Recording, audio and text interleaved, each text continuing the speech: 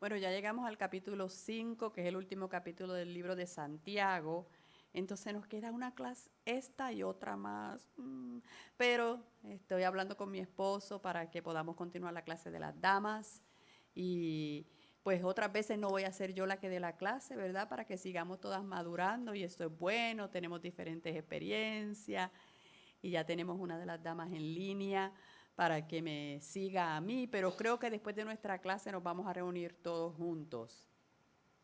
Parece que mi esposo tiene ya un plan porque hay un estudio bíblico que él necesita enseñar, pero puede ser que después de ese volvemos otra vez a separarnos. Entonces vamos a tratar de mantener ese tiempo para las damas en la mañana porque siempre es para mí de edificación porque podemos hablar de nuestros propios temas sin cohibirnos porque hay hombres. Entonces es bueno.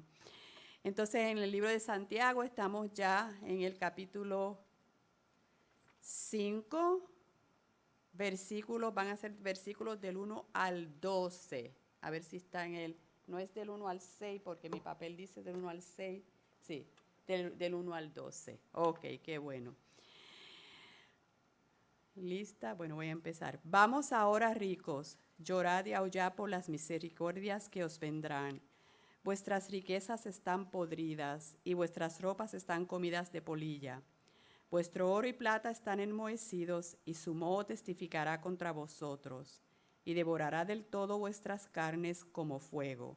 Habéis acumulado tesoros para los días postreros. He aquí, clama el jornal de los obreros que han cosechado vuestras tierras, el cual por engaño no les ha sido pagado por vosotros.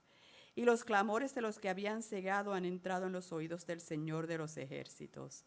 Habéis vivido en deleites sobre la tierra y sido disolutos. Habéis engordado vuestros corazones como en día de matanza. Habéis condenado y dado muerte al justo, y él no os hace resistencia. Por tanto, hermanos, tened paciencia hasta la venida del Señor. Mirad cómo el labrador espera el precioso fruto de la tierra, aguardando con paciencia hasta que reciba la lluvia temprana y la tardía.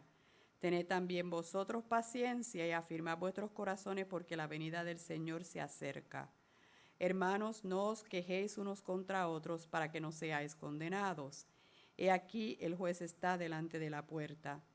Hermanos míos, tomad como ejemplo de aflicción y de paciencia a los profetas que hablaron en nombre del Señor. He aquí tenemos por bienaventurados a los que sufren. Habéis oído de la paciencia de Job y habéis visto el fin del Señor, que el Señor es muy misericordioso y compasivo. Pero sobre todo, hermanos míos, no juréis ni por el cielo ni por la tierra, ni por ningún otro juramento, sino que vuestro sí sea sí y vuestro no sea no, para que no caigáis en condenación. Leí bastante.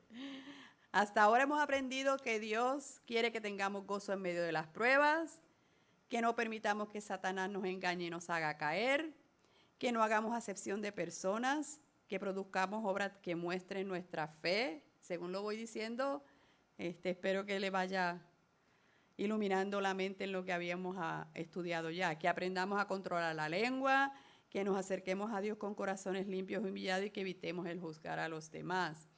En este capítulo, Santiago amonesta a los ricos y nosotros estuvimos hablando un poquito de eso en el capítulo 2, pero el propósito que Santiago llevaba en ese capítulo es, en cuanto a los ricos en ese capítulo, es un poquito diferente al que él va a presentar ahora.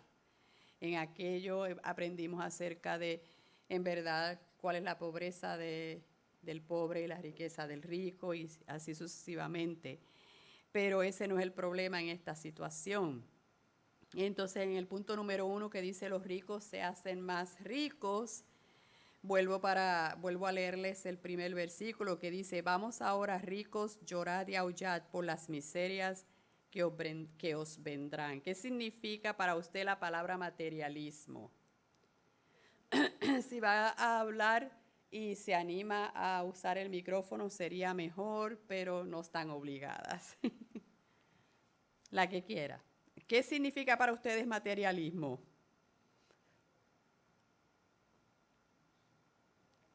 Sí, está bien. Usted se levanta y usted va como en su casa, hermana. Am- Le pone ese amor y lo hace la prioridad, ¿no? Prioridad. Es como un Dios para ellos, es demasiado énfasis en objetos y falta de interés en lo espiritual, o sea que son los ricos que son pobres para con Dios. Son ricos y eso es lo que a ellos les interesa, no hay nada espiritual en ellos, porque sabemos que hay personas que tienen bastante dinero, pero tienen prioridades para Dios. Pero en este caso está hablando de los que son totalmente pobres para las cosas de Dios. Y él le dice, Santiago, en el final de ese versículo, que ¿qué vienen para ellos? Miserias, miserias. En Lucas 6, versículos 24 al 25, si alguien los quiere leer, Jesús mismo amonestó en contra de eso.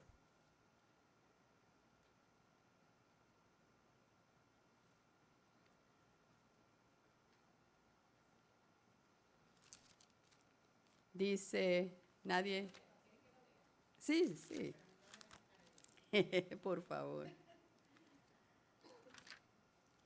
Ok, dice, mas hay de vosotros ricos, porque ya tenéis vuestro consuelo. Hay de vosotros los que ahora estáis saciados, porque tendréis hambre. Hay de vosotros los que ahora reís, porque lamentaréis y lloraréis. Amén.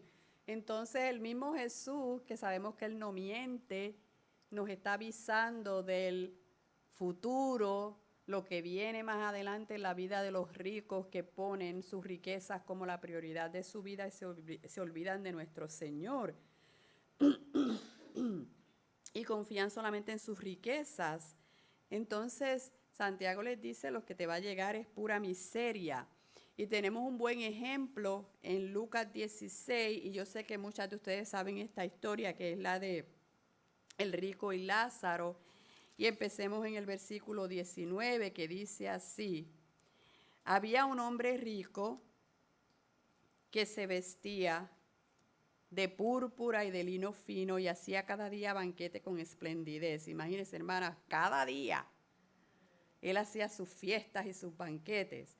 Había también un mendigo llamado Lázaro que estaba echado a la puerta de aquel, lleno de llagas, y ansiaba saciarse de las migajas que caían de la mesa del rico, y aun los perros venían y le lamían las llagas.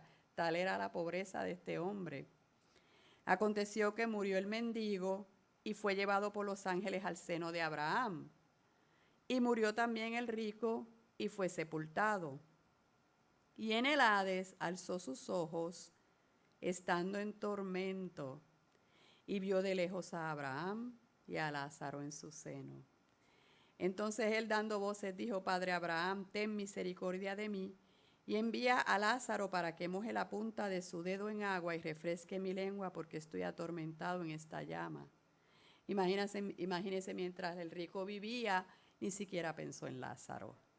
Ni siquiera la Biblia no especifica que él iba y le daba comida. Yo creo que lo hubiera dicho aquí, pero ahora él quiere que Lázaro venga y lo ayude con la sequía que está pasando en la llama, ¿no? Pero Abraham le dijo: hijo, acuérdate que recibiste tus bienes en tu vida y Lázaro también males, pero ahora este es consolado aquí y tú atormentado. Además de todo esto, una gran cima está puesta entre nosotros y vosotros, de manera que los que quisieran pasar de aquí a vosotros no pueden, ni de allá pasar acá. Entonces le dijo: te ruego pues, padre, que le envíes a la casa de mi padre. Pero tengo 5 hermanos para que les testifique, porque tengo 5 hermanos, a fin de que no vengan ellos también a este lugar de tormento. Todavía aún tenía un poquito de misericordia el rico, que se acuerda de los hermanos y no quiere que sus hermanos vayan a pasar lo que le está pasando. Y Abraham le dijo: a Moisés y a los profetas tienen, óiganlos. Él entonces dijo: no, padre, pero si alguno fuera a ellos de entre los muertos, se arrepentirá. Mas Abraham le dijo: Si no oyen a Moisés y a los profetas, tampoco se persuadirán, aunque alguno se levantare de los muertos. A veces la dureza de nuestros corazones y el afán, ¿verdad?, de las vidas y las comodidades y todo eso nos desaniman de entregar nuestras vidas completamente al Señor en la pobreza, en la necesidad del dinero, en la humildad. Le cuesta a la persona que tiene ese tipo de prioridad. Y se fijan cómo de qué le valió, volviendo al versículo 1 de Santiago. Déjeme buscar a Santiago aquí. ¿De qué le valió al rico tanto dinero y no tenía ni un poquito de agua para saciarse cuando llegó al infierno? Pero y todo el dinero que tenía, me imagino que cada día con ese banquete de esplendidez tenía no solamente agua, tenía su vino, su jugo, lo que sea que fuera que había para ese entonces. Pero todo el dinero del mundo no lo ayudó en la hora que de verdad necesitaba, como según la palabra del Señor, como lo dijo Santiago, las miserias llegaron a la vida del rico eventualmente. Y a veces no las vemos aquí en la tierra, pero llega. Por esta historia yo entendí, bueno, no puede, a lo mejor no llega en el tiempo que estamos aquí vivos, pero eventualmente va a llegar ese momento de miseria. Todo su dinero no pudo saciar la sed que este hombre tenía en el infierno. Creo que mi esposo mencionó, todo el dinero no podía con las enfermedades, dijo en la semana, que uno puede tener, o la persona puede tener todo el dinero del mundo, pero los seguros de médicos más caros, las mejores medicinas, pero el cuerpo es, el Dios y el cuerpo es el que dice, ¿verdad? Más que nada Dios. Ya es tu último día, ya es tu último día. Todo el dinero que tienes no va a servirte de nada. Y ahora moviéndonos al versículo 2, dice, vuestras riquezas están podridas y vuestras ropas están comidas de polilla.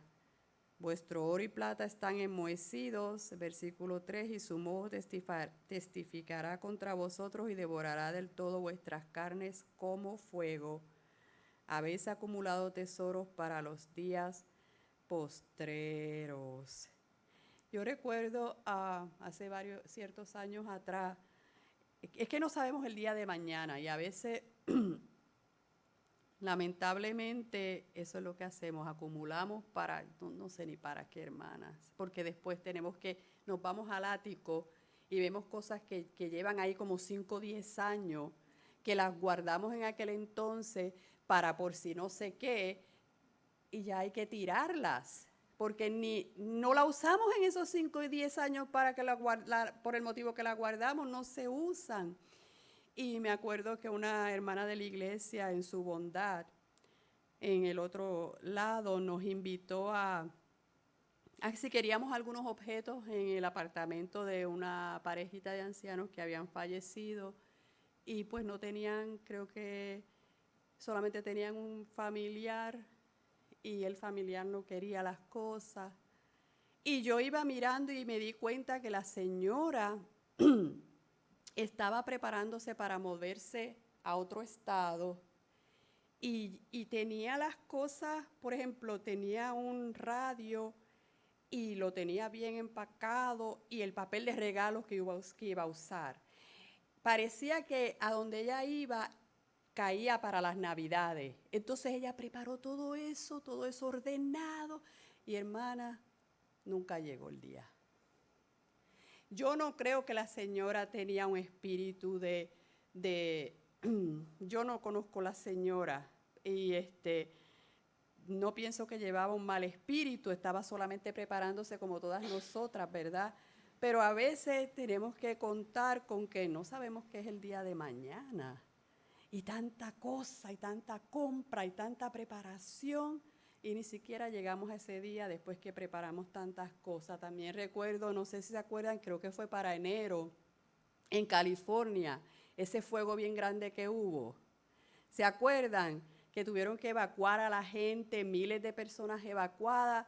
¿Y qué pasó cuando regresaron? Muchos de ellos, ya no estaba la casa, lo que había era pura ceniza. las cosas estaban pérdida total porque el fuego, si no las quema, queda ese olor, ya no es lo mismo, tiene que tirarlo todo. Entonces, para las personas que su prioridad es Dios, les afecta, pero no tanto, porque saben que eso es material. Pero para los que no, es miseria, como dice Santiago. Las cosas desaparecen, el material no dura, pero hay otra cosa más cuando el rico, que a eso es que voy a entrar, porque yo creo que de esto ya hablamos en el capítulo 2, hay otra cosa peor que eso para al que endurece su corazón, y el dinero es lo primero. Y él lo va a decir ahora. Vamos a leer en el versículo 4, ya voy por ahí. He aquí, clama el jornal de los obreros que han cosechado vuestras tierras, el cual por engaño no les ha sido pagado por vosotros, y los clamores de los que habían cegado han entrado en los oídos del Señor de los ejércitos. ¿Qué estaba pasando en ese versículo? Alguien que lo diga en sus propias palabras. Si quiere, hermana. No se olviden del micrófono. Para que los oyentes sepan lo que está pasando. Ok, lo que tengo entendido que lo que dicen que clama el jornal de los obreros, que había explotación, ¿no es cierto?, laboral. O sea, estaban acumulando, ellos no les importaba, o sea, la gente que estaba trabajando por ellos, ¿no? Lo único que ellos querían era acumular riqueza, ¿no? Y en esa riqueza no estaban viendo, eran personas muy egoístas. Había mucho egoísmo y entonces no les importaba al pobre, los explotaba mientras que ellos acumulaban riqueza. Acumulaban y acumulaban. Gracias, hermana. ¿Alguien más quiere decir que vio en ese versículo? Más o menos lo mismo. Los ricos no estaban recibiendo su paga diaria. Para ese entonces no es como ahora que nosotros recibimos nuestra paga una vez, ¿cómo es? Al final de mes o cada 2 semanas, dependiendo. Algunas personas cobran semanal, no sé. No era así en aquel entonces. Ellos venían y al día se les daba su paga, ¿no? Y resulta que se estaban yendo por engaño, por fraude de parte del rico, se estaban yendo a sus casas sin su paga diaria. Entonces, que es abuso, para decirlo más directamente, es puro abuso. Porque en ese tiempo no había como es ahora, que tenemos los freezers, los congeladores y eso, que uno compra carne y para que no se le dañe a uno la guarda. En esos tiempos la gente mayormente compraba la comida por día. Se tenía que ir a su casa, ¿y qué le va a decir a su esposa o a sus hijos si no tiene la paga que le toca para traer el pan diario? Para mí es fraude, es un gran abuso. Y el Señor en Deuteronomio 24:14 lo dejó dicho bien claro, lo que Él piensa de esto y lo que Él quiere en cuanto a cosas así, ¿no? Deuteronomio 24.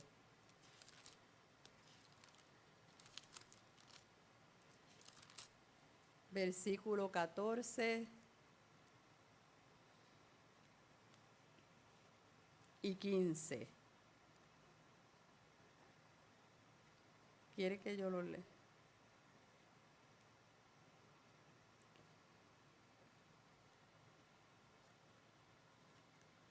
Ok, 14 y 15.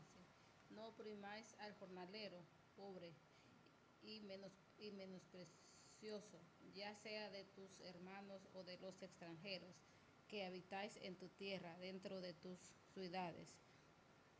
En su día le darás su jornal, y no se pondrá el sol sin dárselo, pues es pobre, y con él sustenta su vida, para que no clame contra ti a Jehová, y sea en ti pecado. Amén. Ya el Señor conoce las fallas del humano, ¿no? Y ya advirtió, así es que lo tienes que hacer.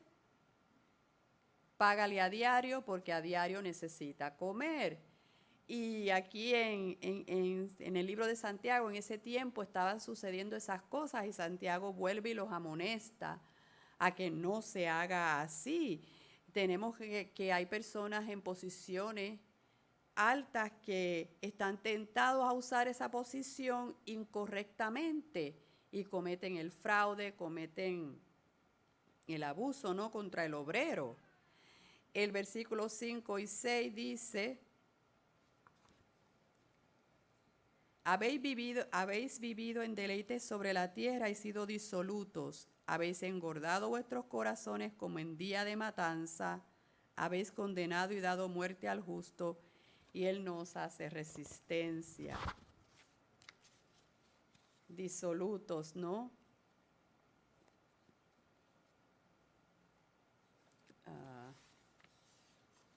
Me salí de aquí.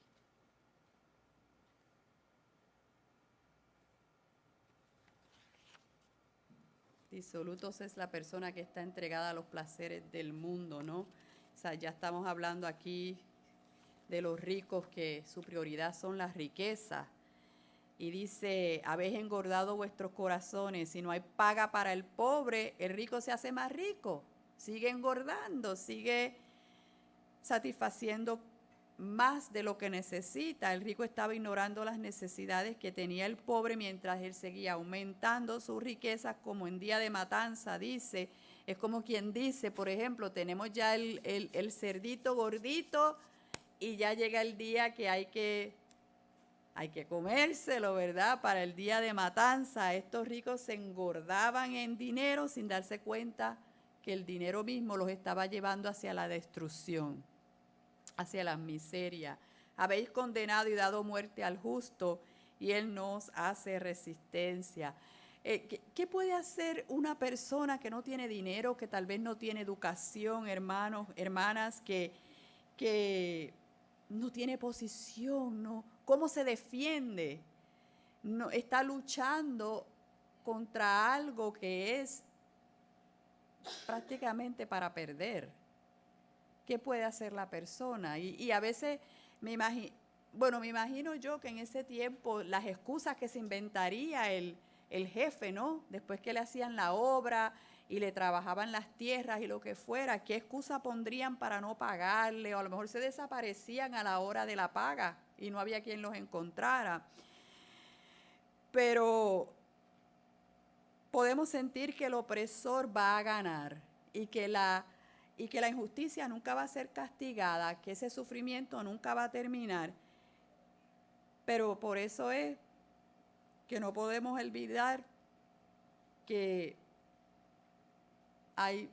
llega el día, como llegó para Lázaro. ¿Se acuerdan? Ahora que lo acabo de leer, llegó el momento en que Lázaro ya no estaba mendigando, ya no estaba en necesidad de salud ni en necesidad de hambre, estaba siendo consolado en los brazos del Señor. Llegó su día. Yo sé que para nosotros es como que, pero tengo que esperar hasta que muera. Yo quisiera que fuera ahora, que se resolviera esta situación, esta necesidad que tengo. Pero Dios sabe lo que hace en nuestras vidas y por qué lo hace. Muchas veces necesitamos ciertas experiencias por algún motivo y nos ayuda a madurar más y a hacernos más semejantes al Señor. A veces en medio de esas cosas podemos hasta sentir como envidia, ¿no? Pero ¿por qué el rico? ¿Por qué él tiene? ¿Por qué yo no? Pero el Señor no quiere que esa sea la manera que veamos las cosas. El Señor quiere que de la manera que veamos las cosas sea en qué puedo aprender yo de esto, en qué me va a beneficiar, en qué me va a transformar, que voy a ser diferente mañana a causa de esta experiencia que estoy pasando, en vez de preocuparse uno en envidiar a una persona que al final todo va a terminarle en miseria. Pero a veces nos sentimos así en la carne, nos debilitamos y nos sentimos así. Primera de Timoteo 6 dice, pero gran ganancia, Primera de Timoteo 6:6.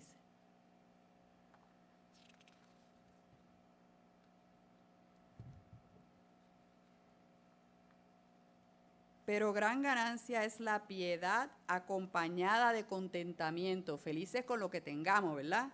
Porque nada hemos traído a este mundo y nada nos podemos llevar. ¿A dónde y para qué? Si no hace falta para dónde vamos. Así que teniendo sustento y abrigo, estemos contentos con eso, Porque los que quieren enriquecerse caen en tentación y lazo y en muchas codicias necias y dañosas que hunden a los hombres en destrucción y perdición. Porque raíz de todos los males es el amor al dinero, el cual codiciando algunos se extraviaron de la fe, se olvidan de Cristo. Ya lo material los llena y no hay cabida ya dentro de esas personas para el Señor y fueron traspasados de muchos dolores.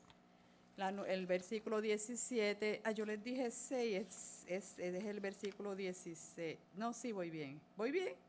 Sí, ahora en el versículo 17 dice, a los ricos de este siglo manda que no sean altivos ni pongan la esperanza en la riqueza, las cuales son inciertas, sino en el Dios vivo que nos da todas las cosas en abundancia para que las disfrutemos. Que hagan bien, que sean ricos en buenas obras, dadivosos, generosos. En esta parte que Santiago está hablando contra los ricos es porque los ricos están abusando a los pobres. Entonces, mire lo que dice el 18, que hagan bien, que sean ricos en buenas obras, dadivosos, generosos. Viendo las necesidades de los demás muchas veces, ¿no? Y si uno tiene para ayudar, atesorando para sí buen fundamento para lo porvenir que eche en mano de la vida eterna. Amén. Que eso es lo más importante, la prioridad en el Señor. Sed pacientes y orad. Ay, la palabra paciencia. Lo que es la lengua y la palabra paciencia, cada vez que la veo digo, ayúdame, Señor. Versículo 7 y versículo 8 dicen, por tanto, hermanos, tened paciencia hasta la venida del Señor. Mirad cómo el labrador espera el precioso fruto de la tierra, aguardando con paciencia hasta que reciba la lluvia temprana y la tardía. Imagínense cómo a mí no se me dan mucho las cosas, pero el tiempo que uno tiene que esperar, ¿verdad? Que hay gente que siembra, no sé si es en primavera y cosecha en el otoño, algo así algo así va. ¿Y cuántos meses tiene uno que esperar? Y para que después venga el venado y se lo coma. Después que usted esperó todos esos meses. Ay, no, o salgan chiquititos y no se dieron, no se dieron bien, salen chiquititos, está todo seco, no salen porque no sé qué pasó. Imagínense esa paciencia que tiene que tener el que cultiva. Tened también vosotros paciencia y afirmad vuestros corazones porque la venida del Señor se acerca. Santiago les pidió a los pobres que tuvieran paciencia. ¿Por qué? Ahí lo dice, yo lo leí. Porque ¿qué va a pasar? ¿Quién lo dijo? Si quiere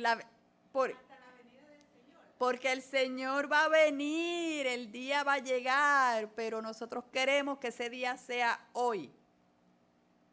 Nosotros no, por eso Él dice tener paciencia, porque no nos aguantamos.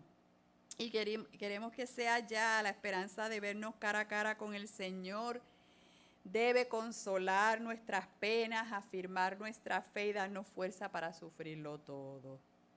Pero tenemos que concentrarnos en eso, porque si no, la paciencia en verdad es una cualidad que se desarrolla cuando uno decide controlarse uno mismo, especialmente en tiempos difíciles. Porque vamos a hacer la lista.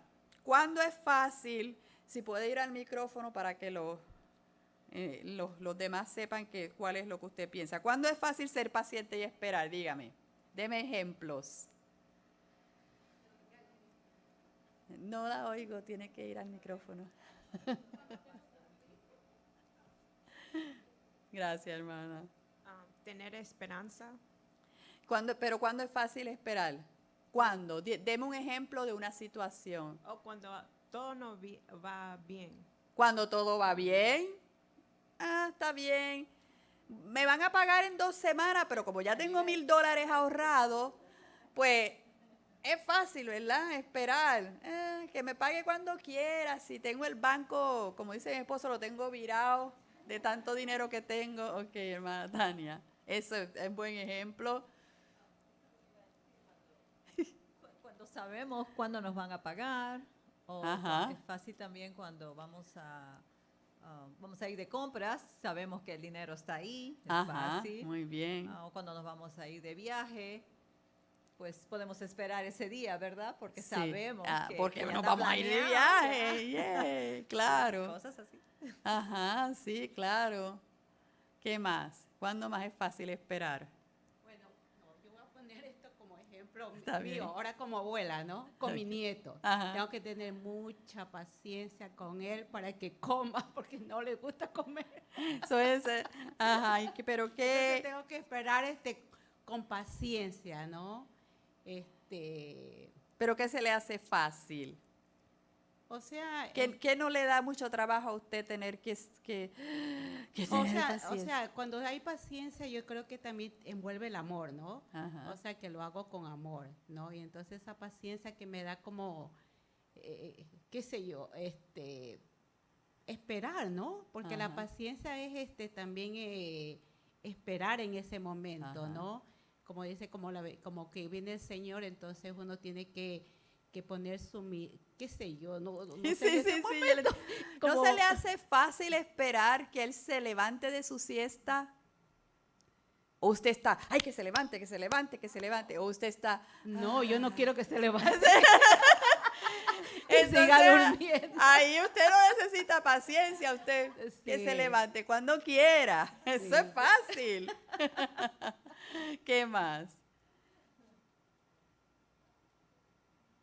Piensen, piensen, piensen. Después cuando lleguen a sus casas se van a acordar de todo lo que tenían que haber dicho. Cuando es fácil esperar. Cuando hay fe, amén. Es más fácil, claro que sí, cuando hay fe. Y cuando está en una fila, que cuando le toque su turno le van a dar $10,000. Cualquiera se queda en esa fila paciente, por más larga que sea la línea. Aquí estoy, mi turno va a llegar. Y está uno ya pensando todo lo que va a hacer con el dinero. Eso se me ocurrió ahora mismo, pero eso no es ni real, porque ya un día nadie hace eso. Pero entonces, ¿cuándo es difícil? Aquí sí viene la respuesta. ¿Cuándo es difícil ser paciente y esperar? Cuando no hay fe. Yo voy a decir una. Ok, la hermana Tania primero. Es difícil esperar cuando un familiar está en el hospital con una operación y es Ajá. bien difícil porque estás afuera y estás esperando con esa desesperación de que todo salga bien. Amén. Ujú. Muy bien, es difícil. Yo iba a decir, es difícil para esperar que un hijo que se salió de los caminos del Señor regrese. Eso es bien difícil, esperar en eso. ¿Alguien más? Me han sorprendido que ustedes no pueden pensar en lo difícil. Si todos los días es así.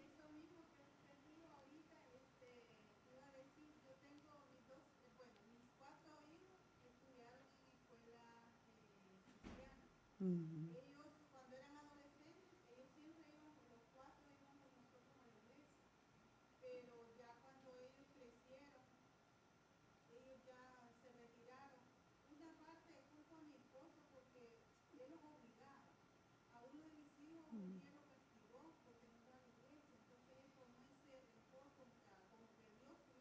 Sí.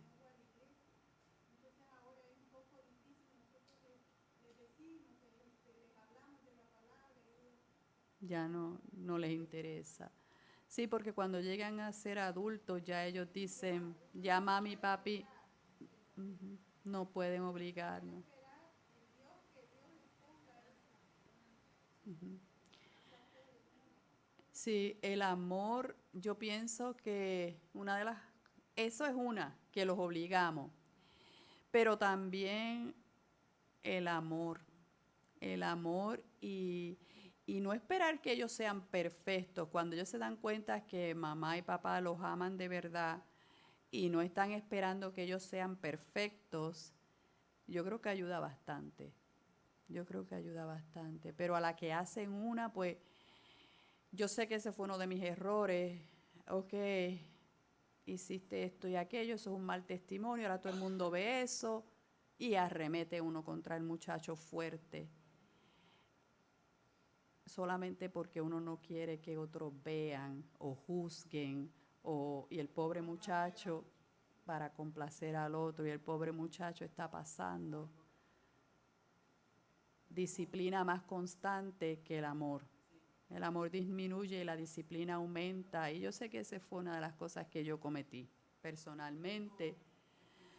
Ujú. Sí, sí. Qué bueno, encontraron una. Para mí Ok. es muy difícil someterme como mujer al esposo. ¡Ah! Sí, esa debió haber sido la primera. A veces, no siempre. Sí. Pero hay momentos que yo digo, no, yo no puedo. Se me hace muy difícil. Sí, yo entiendo. Muy bien. Es más, la paciencia no le llega a uno cuando tiene que someterse. Y más difícil cuando el esposo no es cristiano, aún más. Claro que sí, claro que sí. Nos rendimos, tiramos la toalla. Ah, tú por tu lado, yo por el mío, ya no aguanto más. Pero qué bonito cuando uno aguanta, ¿verdad? Sí, sí. La hermana encontró otra. Yo sabía que de las difíciles hay muchas. Sí, bueno, presencié tantas impaciencias durante, puedo decir, 5, 6 o 7 meses que llevaba una persona a la clínica y quería ser la primera y habían 4 adelante de ella.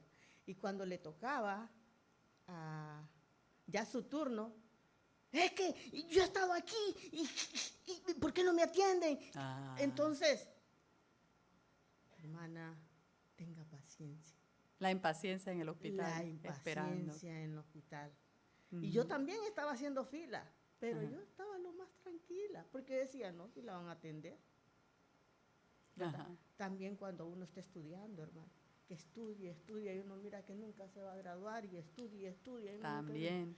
y que por fin ya uno se gradúa y entonces esa también es una impaciencia. Pero sí, ya verá que después cuando se ponga a pensar en la semana en su casa va a encontrar todas las que son fáciles y todas las que son difíciles. Y resulta que la semana que viene yo no les voy a preguntar eso. Entonces, creo que es un poema, no sé cómo llamarle, que dice así: si pudiéramos ver más allá de hoy, de la misma forma en que Dios ve, si todas las nubes se desvanecieran y las sombras huyeran, nuestras penas actuales no nos molestarían. Cada pena la olvidaríamos pronto, pues muchas alegrías nos esperan, a ti y a mí. Solemos decir si pudiera ver, si pudiera saber, pero Dios en amor opaca nuestros caminos. No podemos ver lo que viene y así nos acercamos más y más al Señor. Él nos guía hasta el fin de esta vida, confía y obedece. Qué fácil sería si el Señor nos dijera cómo todo va a salir al final. Nos olvidaríamos de Él porque ya sabemos que viene algo bueno. El Señor quiere probar nuestro amor y nuestra fidelidad. Y qué bonito es tener paciencia, ¿verdad? Ajá. Tener paciencia, porque a la final uno mira los frutos. Ajá. Vamos a hablar de algo así ya pronto. Y aquí en confianza, ¿verdad? Ajá. Mi esposo fue un alcohólico, ¿verdad? Y trabajó para la corte allá en Honduras, ¿verdad? ¿Y con qué le pagaban? Con galones de chivarrigal, de bebidas. Yo pude tener una licorería. Y él tomaba. Y yo, la que llevaba la mayor parte de Qué pena. Sí. Pero bueno, me llené de paciencia. Paciencia. Y ahora, Amén. Dios me lo Mire. sacó de eso. Amén. Entonces disfrutar, ¿verdad? Ajá. Disfrutar. Ahora va usted a disfrutar. De eso vamos a hablar ya pronto. Versículo 9 dice: hermanos, no os quejéis unos contra otros para que no seáis condenados, y aquí el juez está delante de la puerta. Y sí hablamos acerca de juzgarnos los unos a los otros en el versículo, en la lección número 10. Y Santiago otra vez lo introduce. ¿Pero y por qué? Él estaba animando a los pobres a que tuvieran paciencia, ya que en momentos difíciles está la tentación de volver al mundo. Muchas veces, cuando no vemos las soluciones, cuando estamos desesperadas, angustiadas, enojadas, confundidas, sin respuestas, lo que tendemos a hacer es empezamos a reñir, empezamos a estar enojadas los unos con los otros, a culpar por eso es que pasó esto, por eso es que pasó aquello, por ti, porque hiciste esto y porque, como dio de ejemplo, ¿cuál fue la hermana que dijo que pensó la hermana que era culpa de su esposo, lo que estaba pasando con sus hijos? Empezamos con eso en nuestros corazones, esa pelea constante. Y Santiago les dice que tienen que ser pacientes porque el Señor Jesús, nuestro juez, viene pronto y ese día Él va a juzgar todas las cosas. Pero empieza la riña, empieza la contienda, ese espíritu que quiere, ay, Dios no me contesta la oración, yo ya no voy para la iglesia. No me escucha Dios. Mi hermano se acercó a Dios estuvo, yo diría como 2, 3 meses lo más, que se veía bien entregado al Señor en la iglesia, se levantaba a las 4 de la mañana a orar y hacía muchas cosas que estábamos todos bien contentos con él. Pero yo me acuerdo que yo le dije, van a venir las pruebas, va a venir la adversidad, ten cuidado, prepárate.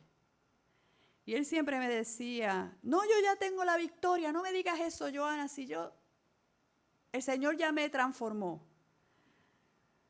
Y yo en mi corazón decía, Dios quiera que sea así. Y vinieron las pruebas, y vino la adversidad. Y él pues quería ver a sus hijos y sus hijos no los quisieron ver a él, porque él tenía arrepentimiento de lo que había hecho y él quería pedirle perdón a sus hijos, quería hacer muchas cosas bonitas, pero sus hijos no quisieron nada. Pero para hacerle la historia corta, mi hermano está otra vez en el mundo. Y yo le mandé unos versículos y unos mensajes diciéndole que no se rindiera, que eso era parte de lo que le toca pasar al cristiano, porque el enemigo sabe.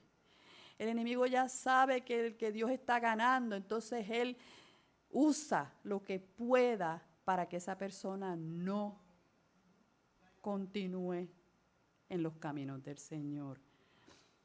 Pero eso es lo que pasa. Nos desanimamos y empiezan las peleas y echarle la culpa a echarle la culpa al otro. Y ahora en versículo 10 dice, hermanos míos, tomad como ejemplo de aflicción y de paciencia a los profetas que hablaron en nombre del Señor. Las personas para quienes esta carta está escrita estaban pasando por tiempos bien difíciles. Entonces, sabemos que normalmente yo estoy aquí parada, usted está ahí. Usted está esperando que cuando usted se levante y salga de la iglesia le pase algo malo. No estamos esperando esas cosas. Estamos viviendo normal, tranquila, gloria a Dios. Estamos en la iglesia, está todo bien. Pero cuando menos lo pensamos viene un divorcio, la muerte de un esposo, la pérdida de una casa. Viene. Y cuando llega eso nos mueve, como que nos saca, nos sacude. Y nos torna de afuera para adentro y de dentro para afuera. Y en esos momentos Santiago les quiere recordar a ellos que se acuerden del ejemplo de los profetas. ¿Qué pasaba con los profetas? Vamos a hablar un poquito de Elías. Vamos a Primera de Reyes.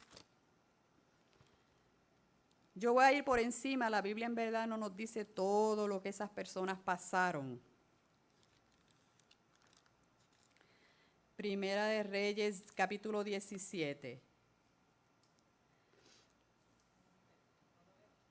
Del 1 al 4.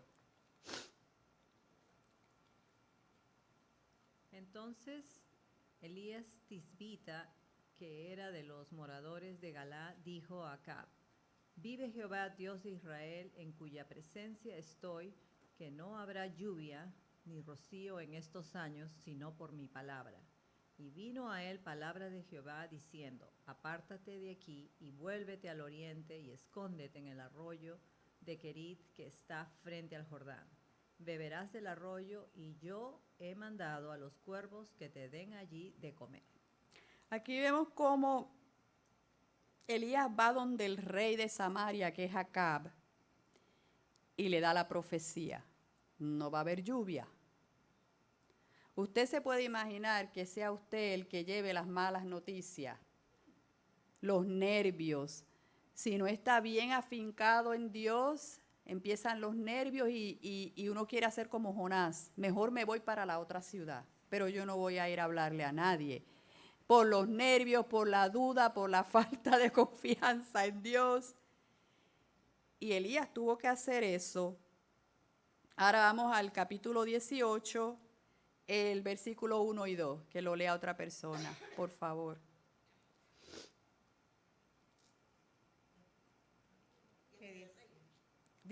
Primera de Reyes, capítulo 18, versículos 1 y 2.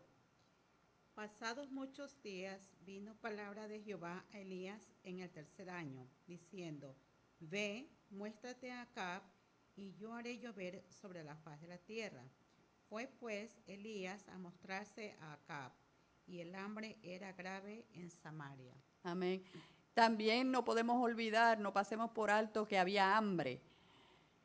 El Señor guardó a Elías, como él dijo en su palabra, le proveyó comida a través de los cuervos que le llevaban, no sé qué tipo de carne sería en aquel tiempo, y estaba el río.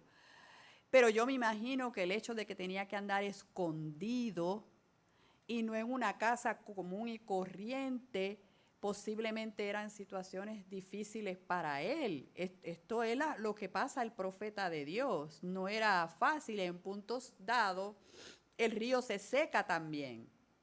Entonces tiene que volver a orar y volver a esperar respuesta del Señor. Y aquí Elías vuelve a hablar con Acab. Y en el versículo, voy a leer el 7 al 10 de ese mismo capítulo, mire lo que dice. Y yendo Abdías por el camino, se encontró con Elías. Y cuando lo reconoció, se postró sobre su rostro y dijo: ¿no eres tú mi señor Elías? Y él respondió: yo soy. Ve y di a tu amo, aquí está Elías. Pero él dijo: ¿en qué he pecado para que entregues a tu siervo en mano de Acab para que me mate?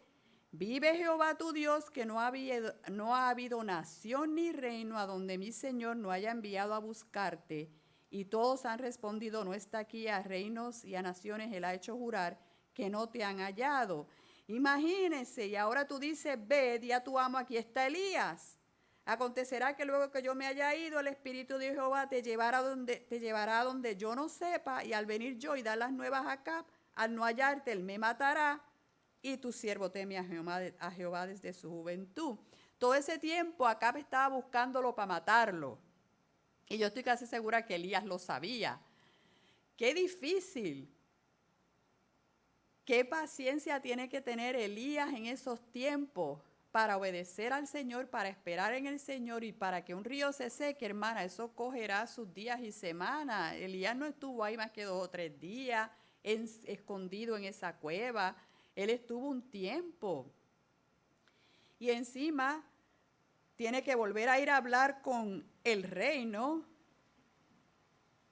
Tal vez pensando: esta vez me matará. ¿Qué permitirá Dios? ¿Qué no permitirá? En el versículo 17 dice: entonces, cuando Acab vio a Elías, le dijo: ¿eres tú el que turbas a Israel? Le echa la culpa a Acab.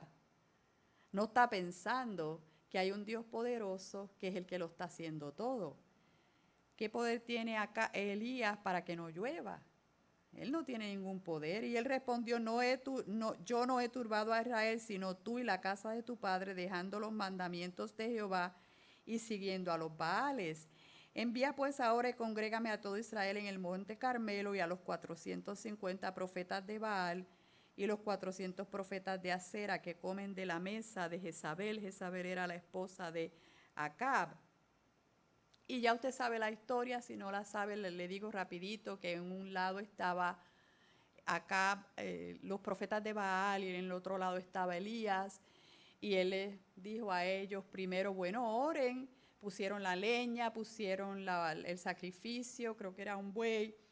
Y dijo Elías, el Dios que envíe fuego sobre esa leña, sobre ese altar es el verdadero. Y aquellos estaban hora que hora, desde por la mañana, todavía al mediodía no había caído ni una gota de nada.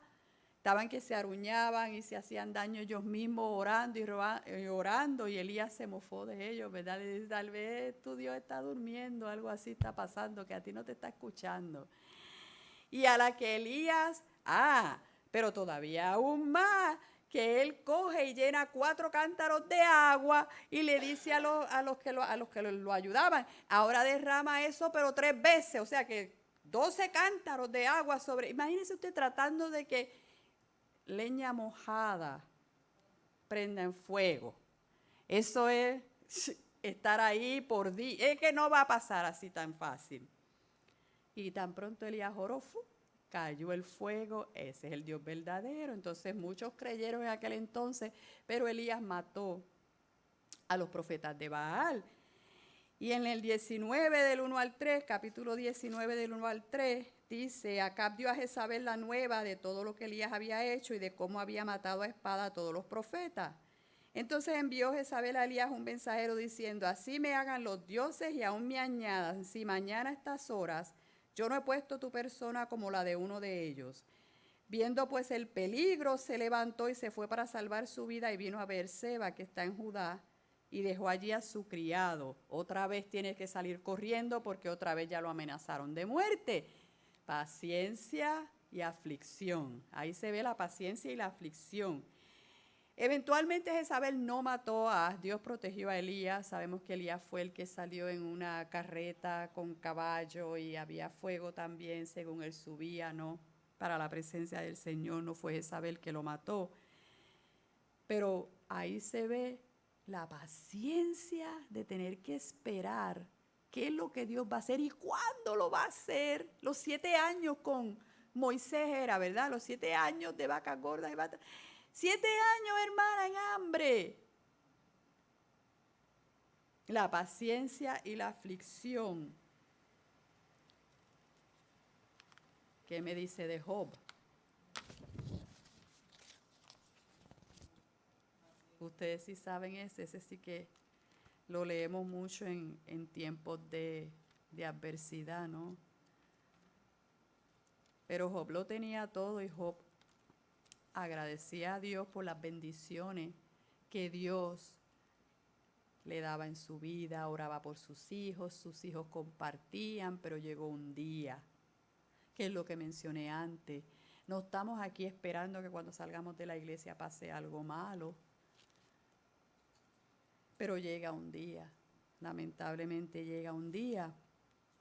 Y en el capítulo 1 de Job, empezando en el versículo 13. Y un día aconteció que sus hijos e hijas comían y bebían vino en casa de su hermano el primogénito. Y vino un mensajero a Job y le dijo, estaban arando los bueyes y las asnas paciendo cerca de ellos. Y acometieron los sabeos y los tomaron y mataron a los criados a filo de espada. Solamente escapé yo para darte la noticia.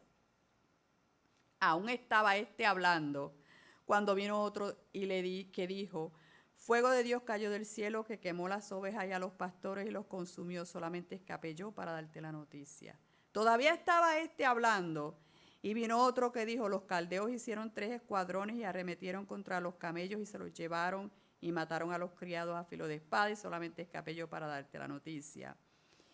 Entre tanto que hablaba, vino otro que dijo, tus hijos y tus hijas estaban comiendo y bebiendo vino en casa de su hermano el primogénito, y un gran viento vino del lado del desierto y azotó las 4 esquinas de la casa, la cual cayó sobre los jóvenes y murieron. Y solamente escapé yo para darte la noticia. Todo eso en un día. O sea que lo perdió en un día. Todas esas bendiciones que le había dado el Señor terminaron en un día. Muchos de nosotros no queremos que nos pase lo que le pasó a Job. Perderlo todo. Pero sí queremos tener la experiencia que Job tuvo en el capítulo 42, que fue su restauración, cómo Dios lo restauró, cómo Dios le devolvió el doble, creo que es, ¿no? Versículo 42, capítulo 42, 10.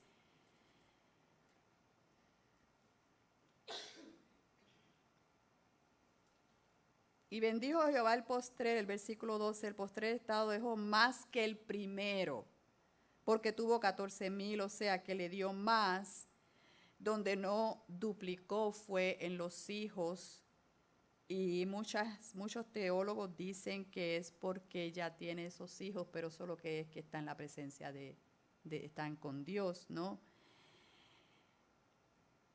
Pero para que nosotros podamos experimentar el final de Job, tenemos que ser pacientes y tratar de pasar por la aflicción lo mejor que podemos. Aún así Job murió, sabemos que él no está vivo hoy, pero que fue lo más importante y lo más dramático, especial en la historia de Job, está con el Señor ahora, está con el Señor. ¿Qué mejor que eso? Al final el Señor le dio más de lo que tenía en el principio, más él se fue con el Señor cuando murió. Imagínense, pero todo lo que pasó fue difícil y fue duro. Y el versículo 12, ay, no está, qué bueno, dice, pero sobre todo, hermanos míos, no juréis ni por el cielo ni por la tierra, ni por ningún otro juramento, sino que vuestro sí sea sí y vuestro no sea no, para que no caigáis en condenación. Aquí como que Santiago se sale un poquito, ¿verdad?, del tema que iba yendo en cuanto a la paciencia, porque él quiere enseñarle a los obreros que están siendo abusados por sus jefes a que sean pacientes. Pero aquí como que se sale un poquito, ¿no? Pero es importante estudiarlo porque mire cómo dice, pero sobre todo, y cuando dicen así, es porque lo que viene es importante, que seamos cuidadosos al hablar. ¿Qué palabras, número 4, vanas se usan a veces cuando estamos tratando de convencer a alguien de que algo es cierto o falso? ¿Qué palabras, qué decimos? Porque es que, te lo juro, te lo juro. Te lo juro por, y ahí usted le añade lo que sea, pero metemos de todo, hasta la Biblia, por la Biblia te lo juro, por la mamá también, por Dios, sí, yo he escuchado ese también. Pero ¿qué dice el Señor en Mateo 5, 34 al 37, si alguien lo puede leer?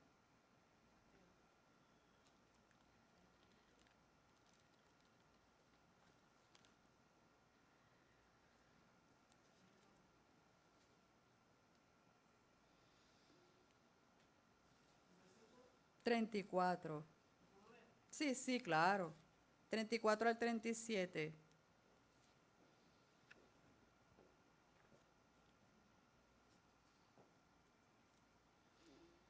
Pero yo os digo, no juréis en ninguna manera, ni por el cielo, ni porque es el trono de Dios, porque es el trono de Dios, ni por la tierra, porque es el estrado de sus pies, ni por Jerusalén, porque es la ciudad del gran rey. ¿Hasta qué número? 37. Okay. Ni por tu cabeza jurarás, porque no puedes hacer blanco o negro un solo cabello. Pero sea vuestro hablar sí, sí, no, no, porque lo que es más de esto, de mal procede. De mal procede. Parece ser que es posible, primeramente que en aquel tiempo estaban ya hablando cosas que no, ¿verdad?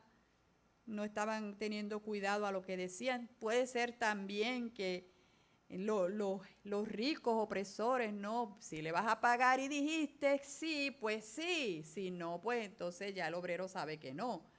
Pero Santiago los está animando a que sean personas que tienen mucho cuidado al hablar, porque en verdad, hermanas, es necesario que tengamos que decirle, no, yo te lo juro que como yo te lo digo, así fue. No es necesario para mí personalmente, yo estoy aprendiendo que si la otra persona no te cree, no los cree, eso es problema de ellos con Dios. Pero yo tratando de convencer a la persona empiezo, no, que así es, y empieza ya uno a hacer y a decir cosas que son innecesarias y no hay por qué. Se quiere defender uno y empieza a contar y a añadir y a exagerar porque uno quiere probar que uno es inocente o que lo que pasó sí pasó así. Y la paciencia de nosotras se ve ahí cuando solamente decimos, no fue cierto. Y ahí lo dejamos. Sí, eso es verdad. Porque Dios que está allá arriba es nuestro defensor y es el que va a enseñar y juzgar todas las cosas al final. ¿Para qué preocuparnos de estar convencidos? Más estrés nos da que... Y total, usted le dice, lo juro por y todo, y no le creen como quiera. Por gusto hace uno la historia y como quiera, hacen así. Y no creen. Entonces, ¿para qué perder el tiempo? Mejor es no decir nada. Yo cuando me acusan de algo me gusta empezar, no fue así, y mire, y esto y aquí. Y gracias a Dios por esta lectura, ¿verdad? Porque eso me ayuda a que la próxima vez yo digo, no fue así. Y ya, y sigo caminando como si nada. Porque Dios que está en el cielo al final muestra y se ve la verdad. Y tenemos que obedecer porque dice al final del versículo para que no caigamos en condenación. En pocas palabras, podemos ser castigadas por estar jurando en vano, tal vez por estar exagerando, tratando de que nos crean, podemos hasta mentir tratando de que nos crean, podemos caer en esa tentación. Solo digamos sí o no y le entregamos esas personas al Señor. Si me quieren creer bien y si no me quieren creer, pues, ¿verdad? Nadie es perfecto, ¿para qué preocuparse? Y Santiago les está enseñando esto a los judíos en ese tiempo. Para meditar hay muchas dificultades que el Señor, en vez de sacarnos del problema, dice, esta es una experiencia necesaria en tu peregrinaje.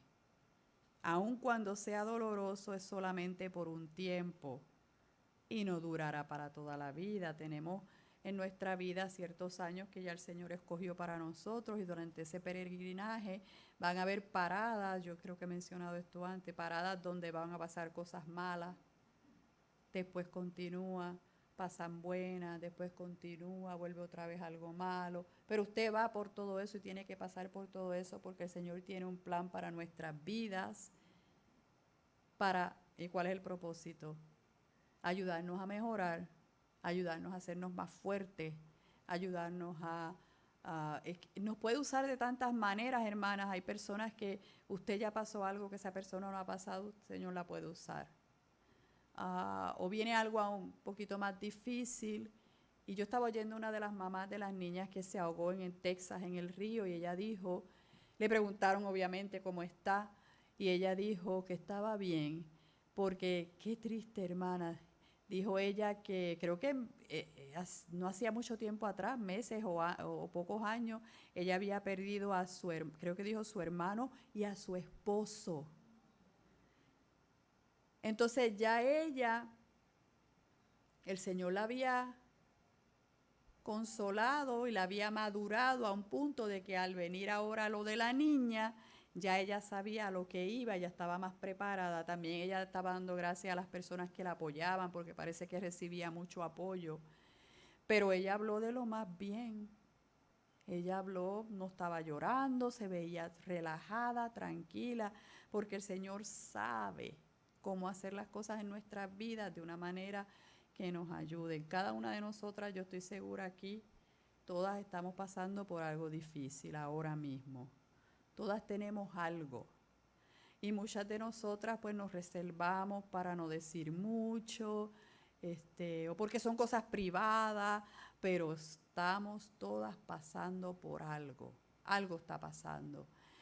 Y es parte de lo que necesitamos. Es parte de lo que necesitamos para su honra y su gloria. Aun cuando sea doloroso, es solamente por un tiempo y no durará para toda la vida. Recuerda a dónde estoy dirigiéndote y lo que vas a encontrar al final. Un hogar, un refugio y un cielo. Bienaventurados los que lloran, porque ellos recibirán consolación. Entonces no nos olvidemos de eso, hermana, que cuando terminemos aquí con todo este lloriqueo y todo este dolor de cosas que uno está pasando, que nadie sabe, ¿verdad? Porque yo la veo a usted ahí sentada, usted me ve aquí a mí parada, pero no saben por qué. No sé si anoche lloraron, no sé si hay algo que, no es que yo quiero que me digan, sino que yo estoy animándola. Pero Santiago dice que recordemos a los profetas que vinieron, mensajeros de Dios, que Dios les tenía un mensaje para el pueblo, para los reyes, para gente que tenía tanta posición fuerte que podía hacerle daño a ese mensajero, a ese enviado por Dios. Cuando el mensajero vino a decirle a Abraham de que hizo Sara, se empezó a reír porque dijo, pero si yo tengo 99 años.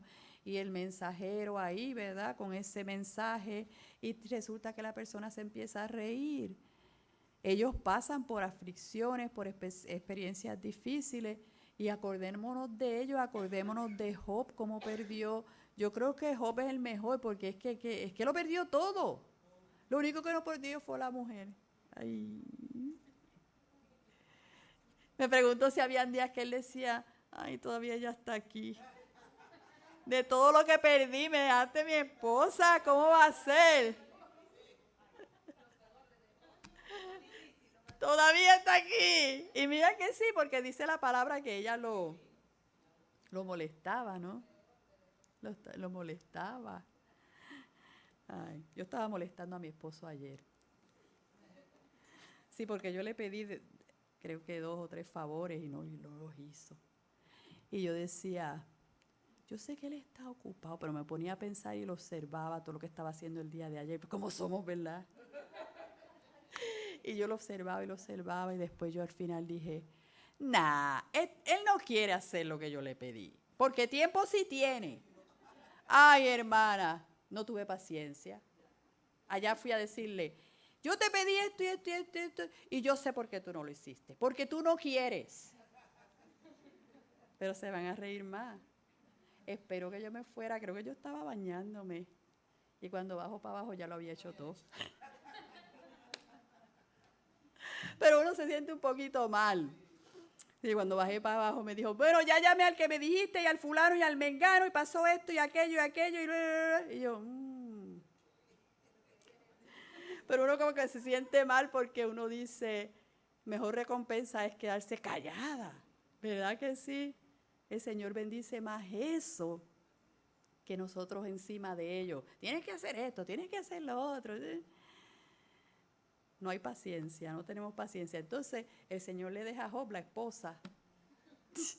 No puede ser. Es como, bueno, ¿quién sabe? La esposa se la dejo porque esa es la que lo va a poner al día, no sé. ¿Quién sabe? ¿Quién quiere orar para recoger la ofrenda? Hay 2 damas o una dama, dependiendo. Ajá. Porque si no, aquí podemos seguir hablando.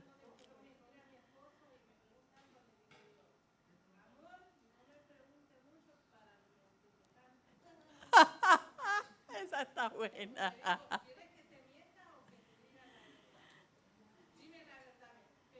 Pero no te enojes.